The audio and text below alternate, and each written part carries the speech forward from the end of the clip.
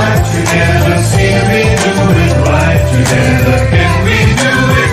Yes, we can. Each man must do his bit. Welcome to another edition of the Public Interest. My name is David Granger, and in this series of programs, we examine various aspects of public policy in Guyana, and in particular, in this series, we're looking at how public policy affects not only the country, but how it affects you as an individual in your own life, in your own household, your own neighborhood. And today we'll be looking at the topic of road deaths. After all, this is Road Safety Month, and it is quite appropriate that we should look at the way traffic is managed in Guyana. Why do people drive so fast? Most of the accidents are caused by people driving too fast. But we'll come to that. But I want to answer three questions in this program. The first question is the question of education. Do our road users know enough about these roads, which cause so many fatalities? I mean, if mothers particularly knew the hazards that their children have to face on the roads, perhaps if they were better educated, they would save more lives. Perhaps if the drivers knew more, if they were better taught, if the police knew more, perhaps you'd have fewer accidents. So we look at education briefly. The second question I'd like to answer, or to try to answer, is the question of enforcement. Are we doing enough in Guyana to enforce the law? We can't blame the law. The law is there, but the law has to be enforced.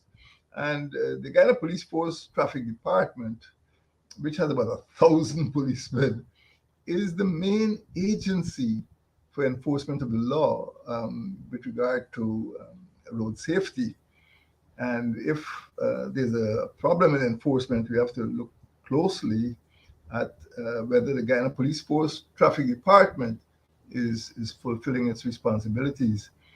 And the third question that we should ask ourselves is whether our roads are engineered well enough to carry this huge volume of traffic and the variety of vehicles on the roads today. And as we'll discuss a little later in this program, the number of vehicles is expanding, and the number of housing settlements to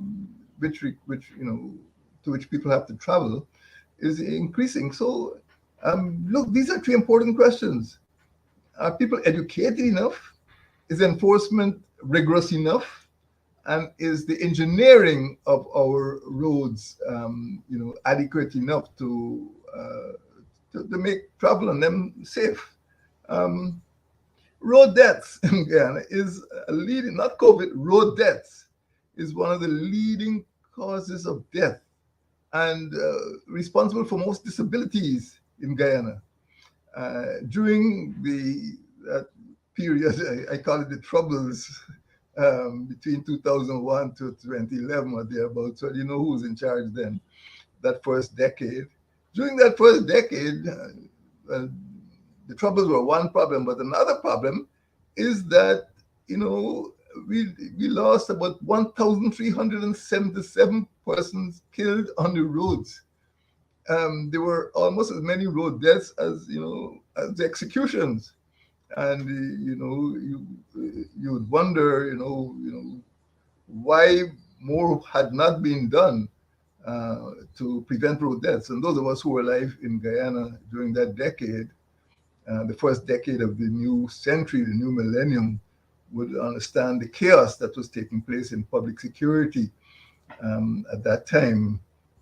But during that decade, 2001 to 2011, 1,377 Guyanese were killed, and among them were 199 children, picnic little children, innocent children, 568 pedestrians. So who is dying most? The most people who are being killed are pedestrians and persons who are walking or riding or bicycling on the roads. and 199 children died on the roads during that period of 2001 to 2011. It is outrageous. Um, Average between 2005 to 2018. This is not history. This is a continuing saga of death. But 133 children or young people mostly are killed every year. Um, Between 2005 and 2018, that was the rough average. Some years it's less, and I see that people are hoping that this year we don't touch 100 deaths, but we can't be sure because when the Christmas drinking starts, a lot of people will die. Um, and in that period of when the 139 people were killed in 2020, 139 people were killed, and among them were 11 children. Um, and again in 2021, there were 87 accidents with 99 deaths, and among them were 3 children. Thankfully, a very small number of children, but we have to keep working till there's no children. And this year so far, there are about 90 deaths on the road. This is November, and there are already about 90 deaths. And we just hope that there are not going to be many more before the year ends. What does all of this mean? It means that when you're trying to attract people to come into Guyana to do business, you're trying to attract tourists, you're trying to show that you're a well governed country. We have ended up 94th in the world in terms of road safety, 94th in the world in terms of road safety. On average, according to the World Health Organization, there are about 17.3 deaths per 100,000 population, which is higher than even the United States of America. But who dies? Road deaths are almost, you can say, monopolized by the poorer people in the country. Pedal cyclists are major victims. Pedestrians are major victims. Motorcyclists. These are not rich people. Rich people don't go walking about the streets. But the pedestrians, pedal cyclists, and motorcyclists are they constitute the largest number of victims. Nearly 70% or 68% or thereabouts of the victims up to 2021. And in 2020, there were about nearly 80% of the deaths. Uh, you know, Pedal cyclists, motorcyclists, and pedestrians. Um, so you can see that for those classes of people, the roads have been very unsafe, and we have far too many accidents and far too many deaths. What are we going to do about it as Guyanese? Um, we see that in Guyana, the deaths, particularly of poor people and young people, um, it creates a social burden for families. When people have to be taken away from their jobs and spend weeks, sometimes months in hospital, and they come out, not fully healed because of the damage to their bones and to their body. Uh, Poor families have to bear a tremendous strain, and many of them can't go to private hospitals. They have to put up with the public facilities, particularly low-income families. They can't afford, private medical treatment. And many of them are young. They are between the ages of 20 to 35. This is the time when people are getting married, trying to raise families, and then along comes an accident, a fatal accident. Even if it's not fatal, sometimes the injuries are very severe. So, my friends, we have to look at the situation in our country, and even as I said a minute ago, we have a, a death rate on the roads which is higher than the United States, um, and per capita, that is per capita. And the reason for this is bad practice uh, on the roads. One of the most um, important causes is that people speed excessively on the roads, and excessive speed is one problem. The other is driving while drunk. And many people, as you can go along the country roads, you can see rum shops abound, and people may drink too much and they get behind the wheel and they drive. Sometimes they don't die, but they kill people on the road. So excessive speed or driving at excessive speed, driving while drunk, driving on unmarked roads. Many of the roads are not properly marked or signed. So you may be coming up to a dangerous bend, or the road may narrow, or you may come to a junction, but the signs do not indicate that there is danger ahead. The same problem um, exists in our rivers. Sometimes you don't know the dangers in the rivers, but today we're talking about roads. And without proper signage, there could be hazard, particularly at night. And sometimes people drive defective vehicles. The brakes are defective, the lights are defective, and when they come into an emergency, you can't stop in time or you can't avoid an accident. Sometimes you read in newspapers, drivers lost control of the vehicles.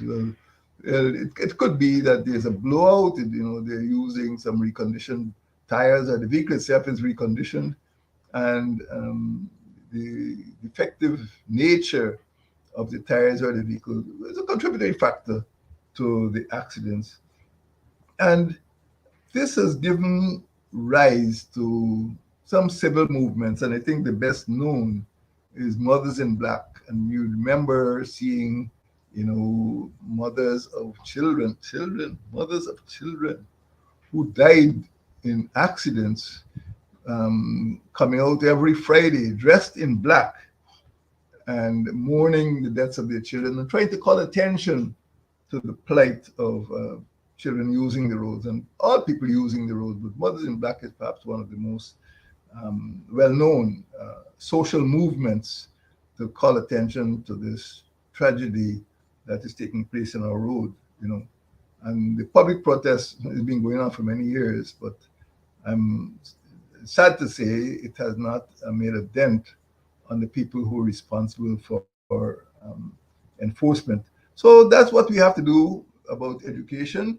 And it is not only education of the road users, but also education of the police, education of civil society generally, and education in the schools so that children would know to practice good road safety as well. That's very important. The second question that I said we'd ask or answer in this program is the question of enforcement. There is an act, the Motor Vehicle and Road Traffic Act, and this provides, yes, for licensing and regulating the use of motor vehicles. And the act also provides for punishment of delinquent or errant drivers, and you could disqualify those drivers in the court of law from holding or obtaining driver's licenses. You can impose fines, you can imprison, but the courts are flooded, literally flooded with a lot of petty offenses. I don't want to decide whether those offenses should be, should bring people before the court. But there are a lot of petty offenses before the courts. Bad parking, or tinted windows, or touts. The amount of touts who have been arrested is phenomenal. But it doesn't matter if you arrest 1,000 touts. That doesn't save. That doesn't you know remove or reduce the amount of road deaths. Touting is bad. I'm not supportive of touts, but a lot of time is spent, by the traffic police, not dealing with safety, but dealing with incidental issues. But that's a personal opinion. The courts, therefore, have a heavy backlog, and quite recently, recently, like 24 hours ago, a very senior member of the present administration said it was quite likely that there are billions of dollars in uncollected fines. It means that people who have been fined these hefty sums simply walk away laughing because they know they don't have to pay the fines, or it's unlikely that the fines would ever be collected. So in a way, it's a waste of everybody's time. And still the debts continue. No matter how many touts you charge, no matter how many tinted windows you try to take off the street, the basic problem is road safety, and people are not paying their fines in sufficient numbers. Maybe some of them, maybe some of them aren't, but in the final analysis, according to a highly paid administration official, billions of dollars are still uncollected. It means that the fines have not had an impact on the death rates. They remain uncollected. And you can check the media, you'll see who said those words. My friends, the Guyana Police Force Traffic Department has been overwhelmed with the influx of about, according to IDB, these are not my statistics, within a 5-year period, 100,000 vehicles came on the roads of Guyana. 100,000 vehicles. You can see what is happening. And as the housing drive rolls on, more people need cars to get to their housing settlements in Diamond Grove Diamond or in Parfait Harmony and the East Demerara and elsewhere, but also in the hinterland. Many vehicles, now that we have 4 new tongues at Bartica, Mabaruma, Mahdia, and Lethem, more people are acquiring personal vehicles. And of course, roads have improved. My administration between 2015 and 2020 created these new tongues, and they now have municipalities. But it also meant that there are more cars on the roads in those new tongues. So overall, the police have a growing burden, and I don't know if their techniques and technology have been upgraded to cope with this new burden. Perhaps they're still using techniques from the 1960s. I don't know, but what I do know, there are about 1,000 traffic policemen. Now, even if there are 5,000 active policemen, it means that 1 in every 5 policemen is involved in traffic. What are they doing? There's a big bureaucracy there in Ifleri. I do know there's a traffic department, there's 6 sections, you have administration, you have education, you have enforcement, you have records, registry, training. You must have these departments. But 1,000 policemen, what is the impact on road safety? Have they actually reduced the number of road deaths? That's a question you have to answer. And with this big bureaucracy, do we need more policemen in the traffic department, or do we need better educated policemen in the traffic department? Do we need better enforcement? And one of the problems which we've all detected is that, I'm sure if I asked you who's the present traffic chief, or who's the traffic chief here before the last, you might not be able to answer accurately. The fact is that every 2 or 3 years, the traffic chief has changed. There's a new traffic chief, and many of those persons who have been appointed traffic chiefs are not sent on specialized training courses to help them to manage traffic in this republic. Many of them, I don't say this disparagingly, but many of them are general duties officers. Now, general duties officers have a lot of general duties to perform, but traffic management is specialized. And in some jurisdictions, to become a traffic chief, you're required to have 10 years of traffic experience. As an officer, 10 years of experience. You cannot simply come from Mario or Lethem one day and become traffic chief the next day. You just need more training in public safety. You need more training in traffic management. Traffic management is very complex, and looking after public safety is also a big responsibility. And I think the administration must consider whether we changing traffic chiefs too frequently and not giving them time to get the experience and develop the expertise to manage the traffic on the streets of Guyana. Um, and do the traffic policemen themselves receive specialized training? Do you have to qualify to get into traffic department? We know that for licensing and certifying vehicles, yeah, people have to get some specialized training. But do the ordinary traffic policemen receive training in management of traffic and in preventing deaths? That's what we're talking about, preventing deaths. Every now and then, and this is Road Safety Month, you have road safety campaigns. And every commissioner has his pet campaign, Operation Safe Road, Operation Safe Way, Operation White Night. Well, yeah, there are a lot of operations, but many of them are short lived. By January, February, you wonder what's happened to White Night, what's happening to Safeway. And we don't know what happens at the end of these operations. What is the result of Safeway? Was it a success? What's happened to Safe Road? Is it a success? And it seems to be a sort of Road Safety Month ritual to launch an operation. And we must ask the question whether these operations actually reduce deaths.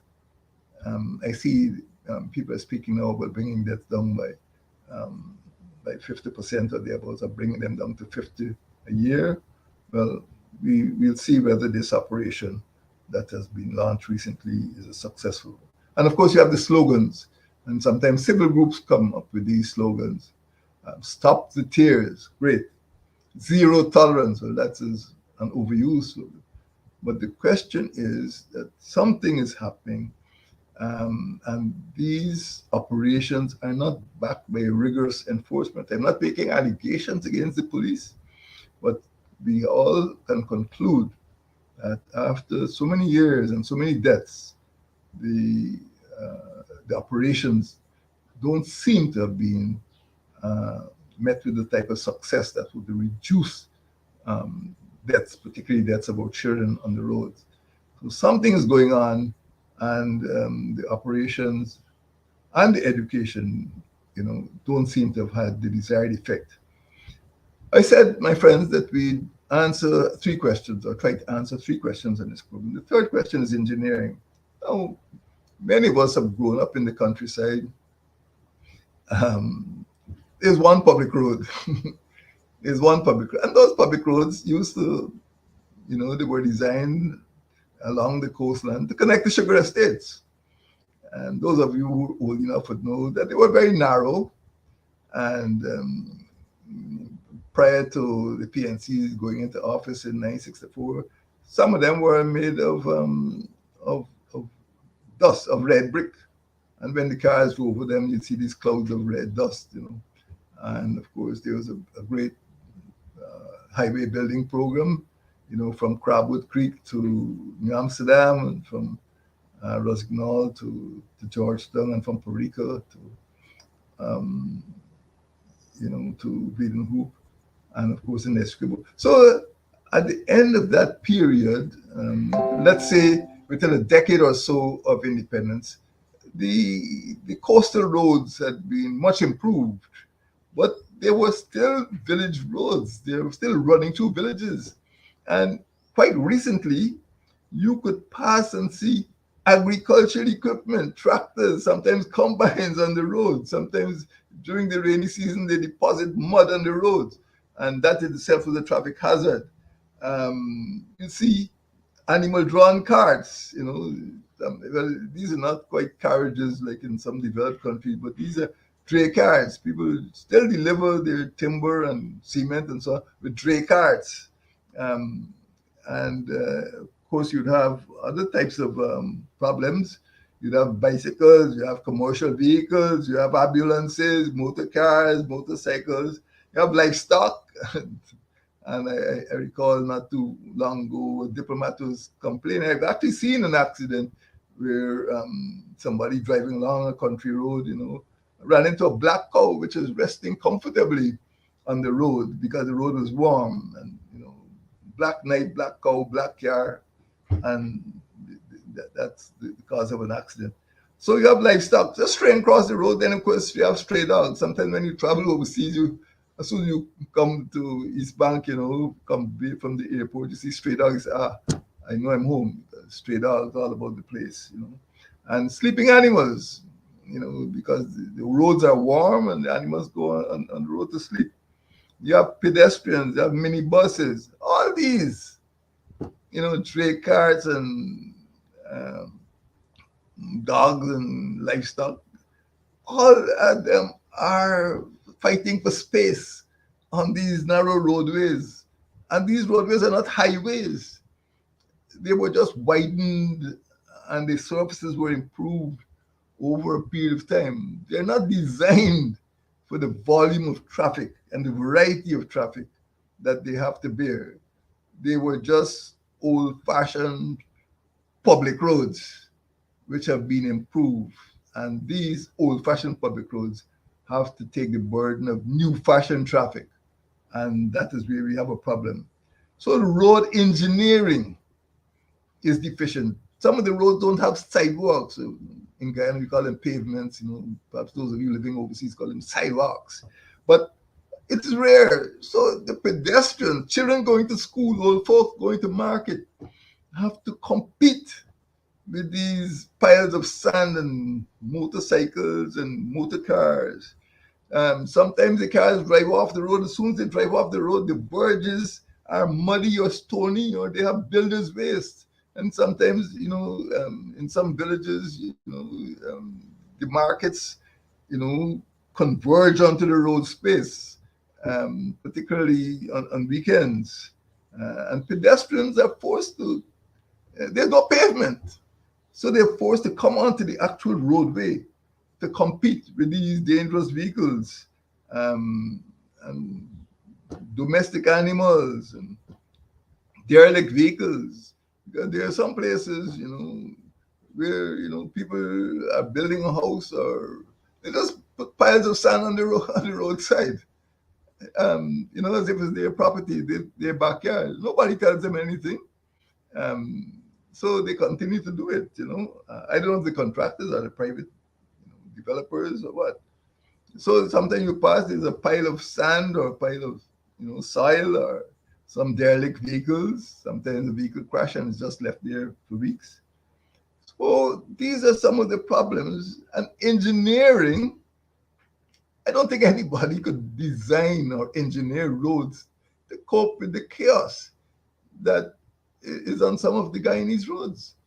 And the police have a responsibility to tell the owners of these derelicts or these animals to keep them off of the roadways. And engineers in public works have to build pavements so that our children can go to school safely, that old folks don't have to battle, moving traffic, to get to market or to get to where they're going. Um, so what we find in Guyana is that these road deaths have been most prevalent in certain places. And, well, the only rail highway we have is Linden Highway. That's the only highway that was engineered to be a highway. And there are a lot of accidents. There have been a lot of accidents over the years because people speed. And some parts are not properly lit. And of course, after 40 years or so, the roads are becoming, damaged by the loggers and the heavy vehicles taking, fuel and so on into the interior. And as a result, the surface, has become, in some places, not just uncomfortable, but unsafe.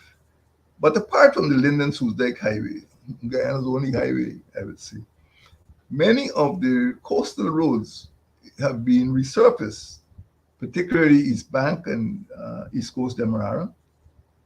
And the roads in regions 2, that is Pomeroon, Supernam, region 3, Essequibo Islands, West Demerara, region 4, Demerara, Mahaica, region 5, Mahaica, Berbice, and region 6, East Berbice, Quarantine.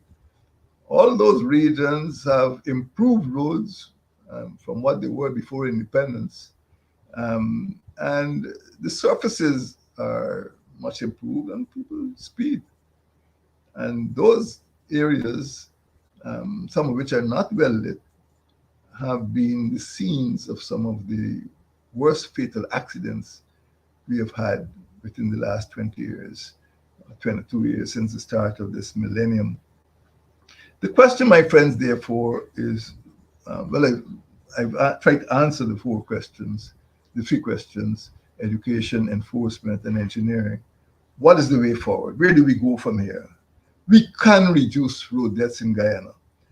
We can call on the government to improve the traffic department, to ensure that roads newly repaired roads, resurfaced roads are properly marked, and that road signs are erected, that sidewalks or pavements are constructed, pedestrian crossings, zebra crossings are clearly demarcated. We must deal with the minibus problem. Minibuses have to be rigorously inspected, and drivers too, have to be checked and rechecked. They must get special licenses if they're carrying human beings. If they're carrying, cement is one matter, but once they're carrying children to school, they must get a special license entitled them to carry human beings, a commercial driving license, not just a private driving license. And I think the new licensing system will emphasize the driver's responsibility for the passengers. We can reduce road deaths in Guyana. We could ensure that bus stops are properly marked, or perhaps you can create some little bay for the bus so that people can disembark at the side of the road, especially outside of schools, so the children don't have to disembark on the traffic. No parking zones. On both sides of the road, people are prevented from parking, and the traffic lights are working. It's really chaotic when you can come to a junction and the lights are not working. All these things need to be done, and it calls for a combination of the efforts, a collaboration of the efforts of the Ministry of Public Works, which is responsible for engineering, the Ministry of Education, which can help to design programs to train our policemen and to train children and families about the danger that lurks on the roads. The Ministry of Legal Affairs must update our laws. The Ministry of Home Affairs, which is the parent ministry for the Guyana Police Force. All of these have to work together to bring road deaths under control. Right now, they're under control. There's no reason why people should be dying every single week on the roads of Guyana. The watchwords for road safety are better education, stricter enforcement, and correct road engineering. These are what are needed to ensure that everybody is safe on the roads of Guyana. Right now, the roads are not safe places, and all of us can do more. But there must be better education, better enforcement, and better engineering. Thank you, and may God bless you all. Stay safe.